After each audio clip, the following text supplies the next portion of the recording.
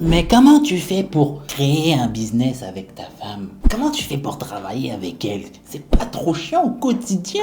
Moi, j'aimerais bien travailler avec mon homme, mon chéri, mais il est pas courageux, il est pas ambitieux, je sais pas trop quoi faire. Vous voyez ce genre de questions là, ce genre de discussion qu'on peut avoir là avec les gens. On me pose souvent cette question, comment faire? Moi, j'aimerais travailler avec madame, moi, j'aimerais travailler avec monsieur, mais on n'arrive pas. On n'arrive pas à se coordonner. Eh ben, tu vois, le sujet du jour, c'est ça. C'est qu'on va parler de est-ce que c'est bien de créer un business en couple? Est-ce que ça marche ou pas? Risqué ou pas? Le sujet du jour, c'est parti. Mais avant de parler de ce sujet, laisse-moi te présenter qui je suis. Moi, c'est TJeff, investisseur, entrepreneur dans l'immobilier. J'aide les personnes à se lancer dans une activité immobilière ou pour leur achat de résidence principale, mais pas n'importe comment, en proposant de la qualité et du service. Donc, si tu es intéressé pour te lancer soit dans l'investissement immobilier, soit pour l'achat de ta résidence principale, soit pour de la sous-location professionnelle, n'hésite pas à aller en barre de description, tu verras, il y a toutes les infos, tu peux prendre même un rendez-vous et on pourra échanger sur le sujet. Allez, c'est parti. Alors, entreprendre en couple,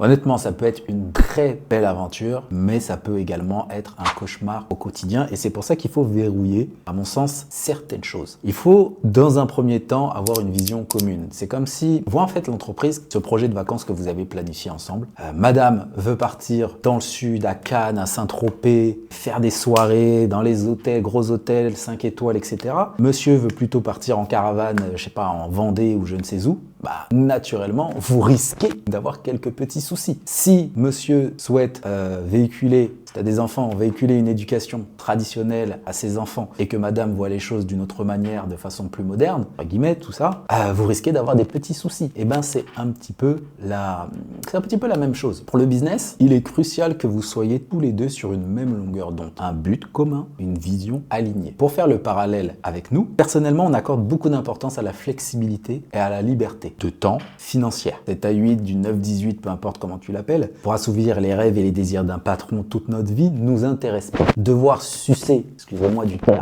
des collègues N+1, N+2, N+3, N+10 pour avoir une promo et 100 € bruts supplémentaires par mois, ça ne nous intéresse pas. Dépenser tout l'argent qui rentre dans des comptes et finir à la fin du mois avec quelques dizaines d'euros chaque fin de mois, ça ne nous intéresse pas. Se mettre à 35% d'endettement corde au cou pour faire comme monsieur et madame tout le monde, ça ne nous intéresse pas non plus. Par contre, passer du temps dans nos activités où on est les principaux actionnaires propriétaires, gagner de l'argent en apportant de la vraie valeur sans se travestir, tricher ou jouer un rôle qui ne nous convient pas, ça c'est important pour nous. Passer du temps avec notre famille, des amis, découvrir, voyager, passer du temps sur nos passions. N'oublions pas qu'à la base, ma vraie passion c'est la musique, je suis compositeur, bon, je l'ai placé comme ça c'est important. Un autre point qui nous liait, c'est qu'on avait un appétit pour les affaires. Lorsque j'ai rencontré en jolie vue, madame, je m'étais déjà lancé dans l'immobilier. J'avais fait quelques opérations dans l'immobilier. De son côté, elle avait créé une activité dans l'audiovisuel, un blog où elle interviewait des comédiens, des artistes plus ou moins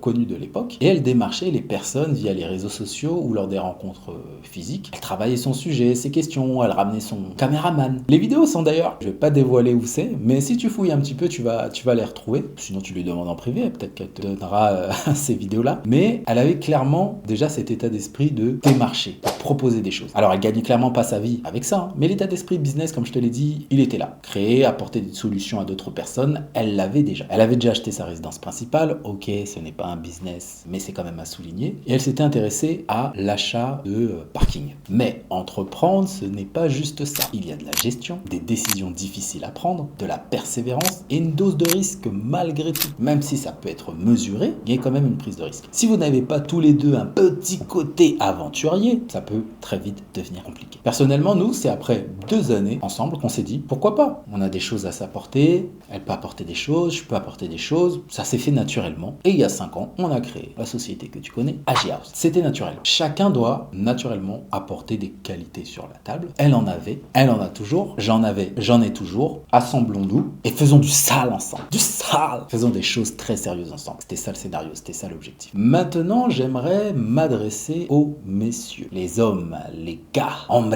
mens, half mens. Appelle-les comme tu veux. Mais combien de gars j'ai croisé dans des rencontres, séminaires ou dans mon entourage, tout simplement, de proches qui se plaignent de leur femme sur ce sujet. Les gars, encore une fois, j'ai dit que je m'adressais à vous, principalement les hommes solides. Là. Une femme, qu'on le veuille ou non, avec tout ce qu'on entend à gauche, à droite aujourd'hui, ça aime la sécurité. C'est en elle. C'est comme ça. Tu peux difficilement convaincre ta femme de se lancer dans les affaires alors que toi-même qui me regarde, peut-être, tu n'as rien prouvé ou pas suffisamment. Et encore plus si vous avez des enfants, peut-être en bas âge. Pourquoi elle te suivrait dans cette aventure avec des enfants en bas âge? Trop risqué, trop risqué. De manière générale, on sait que ce sont les femmes qui s'occupent le plus du foyer. Est-ce que je mens? Dis-moi en commentaire, est-ce que je mens? Même aujourd'hui encore. La majorité des femmes d'aujourd'hui ont un job. Souvent, en tout cas aujourd'hui, beaucoup de couples fonctionnent en 55 ans. Est-ce que je mens? Aujourd'hui, dans la plupart des pays en Occident, est-ce que je mens? Dis-moi en commentaire si je mens. Donc je récapitule. Madame s'occupe bien plus de la maison, des repas, des enfants s'il y a. On sait que les enfants en bas âge généralement réclament la mère plus que le père. Qu'on se le dise. Arrêtons nos foutaises. Elle se lève chaque matin pour aller choper soit le RER, soit prendre la voiture pour aller se manger les bouchons, sentir des odeurs nauséabondes. Elle se mange les coups de pression. J'ai fait 1 mais je suis déjà à 5. Elle se mange des coups de pression par ses supérieurs et parfois elles se sont obligées de partir du travail à 19-20 heures parce que oui, pour avoir des promotions et toutes ces choses-là, faut pas partir à 17 heures. Non. Donc elle paie autant que toi, j'ai oublié, elle paie autant que toi les obligations du quotidien, les sorties, les voyages, les restos, tout ce que tu veux. Pendant ce temps, toi, t'as vu 2-3 vidéos, ou même plus si tu veux, de tes Instagrammeurs, YouTubeurs préférés, et tu veux l'emmener dans le business, alors que t'as rien prouvé. Si tu veux mon avis sincère, focus-toi déjà sur toi. Montre-toi déjà à toi-même que tu peux avoir des résultats seul sur une certaine durée. Avec ces résultats et quelques célébrations de qualité, parce qu'il faut quand même montrer que voilà, il y a des choses que tu fais, c'est super, il y a des retours sur investissement. Moi, c'était comme ça avec mes premiers investissements immobiliers, peut-être pour les plus anciens qui me suivent depuis un moment. Comment ça s'est passé? Je vais pas réexpliquer l'histoire, mais c'était ça, c'est que j'ai fait mes premiers investissements immobiliers, j'ai commencé à la faire venir dans les logements pendant les travaux, à lui dire voilà, ça se passe comme ça c'est les gars des travaux, là c'est l'électricien, là c'est le plaquiste. Elle a vu l'évolution petit à petit des logements, je l'ai missionné dans la décoration, elle a bien aimé, elle a vu quand j'étais au téléphone avec les nombreux locataires qui m'appelaient pour pouvoir candidater dans les logements, elle a vu que ça prenait, elle a vu. Et donc à ce moment-là, quand il y a le retour sur investissement et que derrière, avec les revenus supplémentaires, très occasionnellement, on faisait des petites choses pour se récompenser, pour me récompenser, nous récompenser. Mais là, elle a vu clair. Et donc, toute célébration de qualité, quelques célébrations, l'idée c'est pas de faire n'importe quoi avec, ça va lui montrer le fruit de ton travail et elle pourra à ce moment-là s'intéresser au business et à avancer avec toi parce que tu auras prouvé à ce moment-là. Créer un business en point positif supplémentaire, ça permet de solidifier son couple. Oui, travailler ensemble, c'est un peu comme une thérapie de couple. Vous apprenez à vous connaître encore mieux, à faire confiance, à gérer les hauts et les bas, et il y en aura, à célébrer les petites et grandes victoires. Ça reste une opportunité en or pour renforcer votre lien et créer des souvenirs qui sont quand même inoubliables. Évidemment, tu vas te disputer, très fort même. Il y a des moments où tu vas bouder, où elle va bouder, pour des sujets personnels, mais l'entreprise, c'est comme un bébé. Il va falloir laisser de côté les querelles, les égos pour faire grandir ce bébé. Il n'y a pas le choix. On s'est lancé. On va au bout. Les enfants, les officialisations, mariage, Pax, tout ce que tu veux, tout ça en théorie solidifie le couple, mais créer un business également. Vraiment, créer un business ensemble, ça solidifie le couple. Oui, ça peut foirer, mais qu'est-ce que tu fais aujourd'hui qui ne peut pas foirer? Dis-moi. Alors, pour terminer, business en couple, ok, c'est sympa, c'est joli. Ah, on travaille ensemble, couple goals, toutes ces conneries-là. Bref, vous êtes bombardé de ces choses-là. Oui, ça peut paraître beau sur papier. Il y a des points positifs. Mais il ne faut pas s'oublier. En tout cas, moi, c'est comme ça que je vois les choses. Se lancer dans un business en couple, c'est une expérience qui est, comme je l'ai dit, passionnante, mais exigeante. Vraiment, exigeante. C'est comme une danse délicate entre deux personnes à la fois en amour et en affaires. Cependant, il est selon moi primordial de ne pas perdre de vue une vérité que j'estime fondamentale, c'est avant d'être un duo, tu étais d'abord une personne. Moi, avant de rencontrer Gabriela, même pendant, j'ai mes petites choses que j'aime, que je veux faire moi-même de mon côté et par elle de son côté. On est avant tout une individualité avec nos rêves respectifs.